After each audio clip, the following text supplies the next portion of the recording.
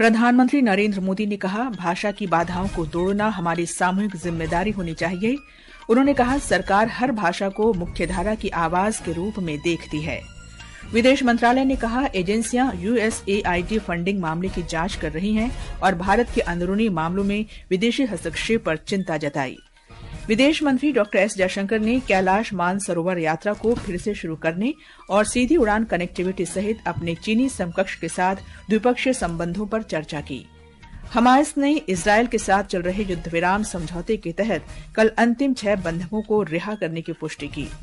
Champions trophy cricket में दक्षिण Africa ने कराची में अफगानिस्तान के सामने 316 रन का लक्ष्य रखा।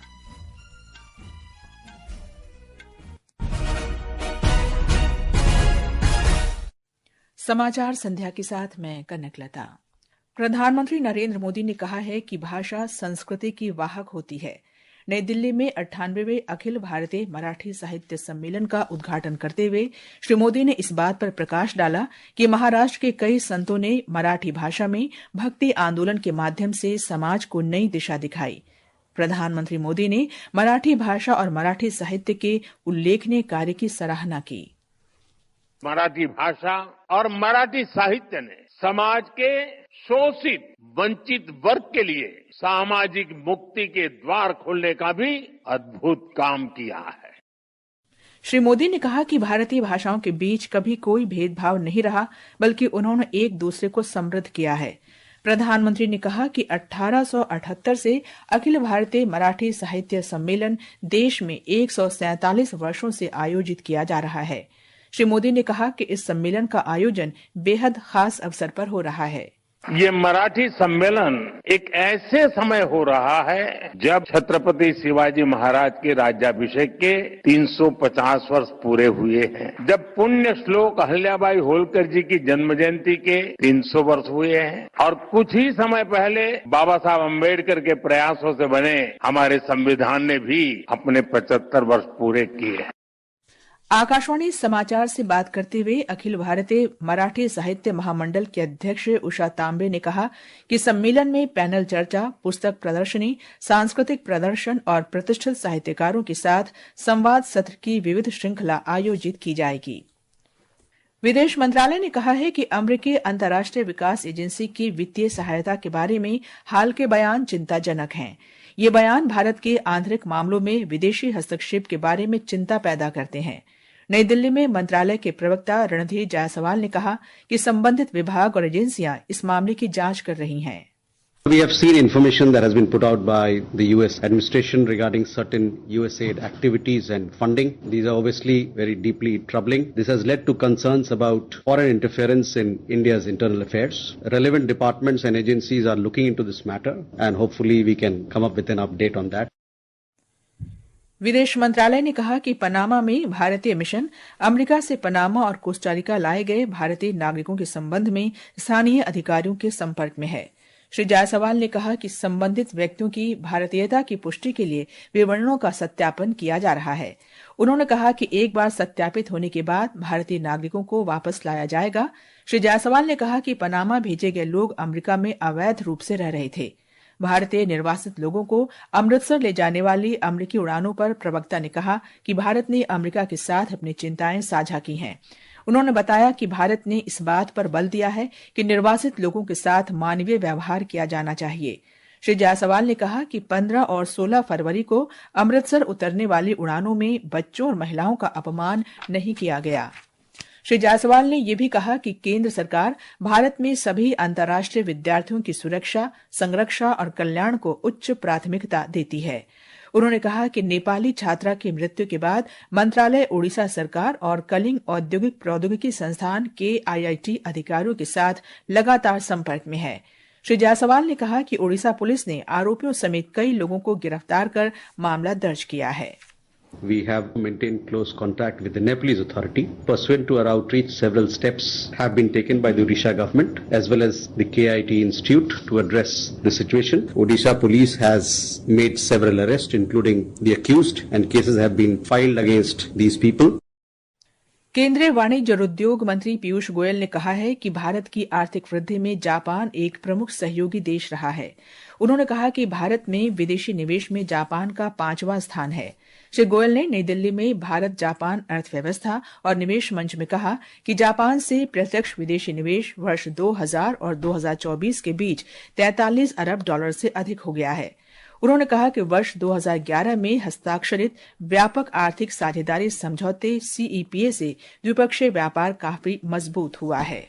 Foreign direct investment from Japan to India between 2000 and 2024 is over $43 billion. We entered into a comprehensive economic partnership agreement in 2011 and today we have 1,400 Japanese companies working out of India. ये समाचार आकाशवाणी से प्रसारित किए जा रहे हैं। ताज़ा समाचार जानने के लिए आप हमारे social media handle @AIR news Hindi को फॉलो कर सकते हैं। ये आकाशवाणी है। विदेश मंत्री एस जयशंकर ने आज दक्षिण अफ्रीका के जोहान्सबर्ग में G20 विदेश मंत्रियों की बैठक से अलग चीन के विदेश मंत्री वांग यी से मुलाकात की। नई दिल्ली में विदेश मंत्रालय के प्रवक्ता रणधीर जायसवाल ने कहा कि दोनों नेताओं ने द्विपक्षीय संबंधों में विकास, विशेष रूप से सीमावर्ती क्षेत्रों में शांति के प्रबंधन के बारे में चर्चा की। उन्होंने कहा कि बैठक में कैलाश मानसरोवर यात्रा, सीधी विमान सेवा फिर शुरू करने और यात्रा सुविधा पर चर्चा की गई। External Affairs Minister and Chinese Foreign Minister, His Excellency Wang Yi, met on the sidelines of G20.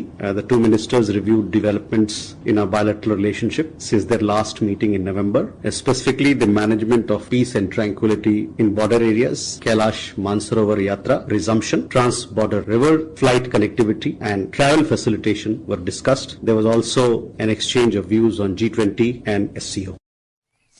विदेश मंत्री ने कहा कि भारत और चीन ने एक संस्था के रूप में G20 को संरक्षित करने के लिए कड़ी मेहनत की है। उन्होंने कहा कि ये अपने आप में अंतर्राष्ट्रीय सहयोग के महत्व को प्रमाणित करता है।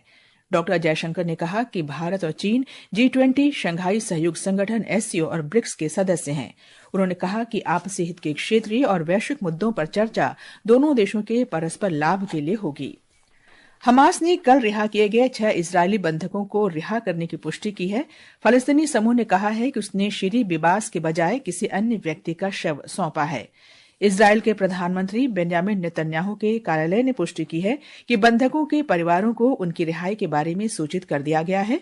इस बीच सभी 6 खाड़ी देशों के अरब नेता आज सऊदी अरब की राजधानी रियाद में बैठक कर रहे हैं ताकि अमेरिका के राष्ट्रपति डोनाल्ड ट्रंप के गजा को अमेरिकी नियंत्रण में पुनर्विकसित करने के विवादास्पद प्रस्ताव के खिलाफ जवाबी कार्रवाई की रणनीति बनाई जा सके। अगले महीने व्यापक अरब शिखर सम्मेलन से पहले मिस्र और जॉर्डन के नेताओं के साथ चर्चा की जा रही है। राष्ट्रपति डोनाल्ड ट्रंप ने पिछले महीने कहा था कि अमेरिका गजा पर नियंत्रण कर सकता है। इसके फलस्तीनी निवासियों को मिस्र और जॉर्डन जैसे पड़ोसी देशों में स्थानांतरित किया जा सकता है।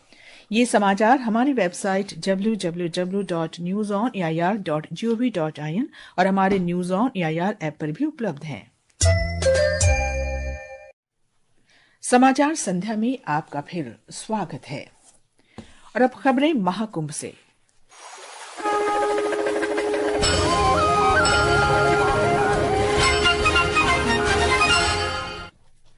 उत्तर प्रदेश के प्रयागराज में 26 फरवरी को महाशिवरात्रि पर होने वाले महाकुंभ के अंतिम दिन की तैयारियां शुरू हो गई हैं। राज्य के मुख्य सचिव मनोज कुमार सिंह और पुलिस महानिदेशक प्रशांत कुमार ने आज महाकुंभ क्षेत्र पहुंचकर व्यवस्थाओं की समीक्षा की। महाशिवरात्रि के पावन अवसर पर इस भव्य आध्यात्मिक समागम के अंतिम दिन भारी भीड़ उमड़ने की उम्मीद है। हमारे संवाददाता ने बताया है कि अब तक 59 करोड़ 19 लाख से अधिक श्रद्धालु महाकुंभ में पवित्र डुबकी लगा चुके हैं।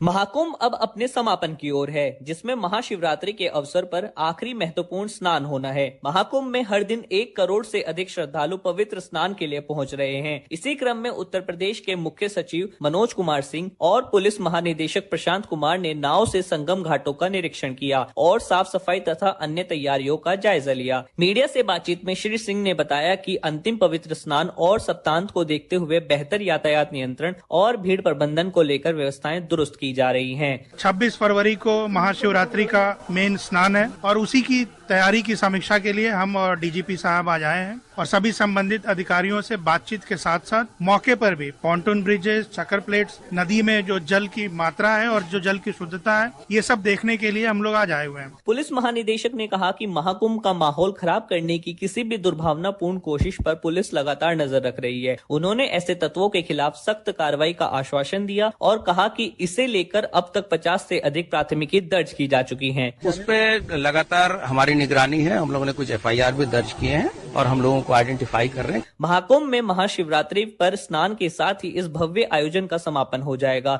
जिसमें करोड़ों श्रद्धालु शामिल हुए हैं। आदर्श के साथ अभिषेक कपिल, आकाशवाणी समाचार, प्रयागराज।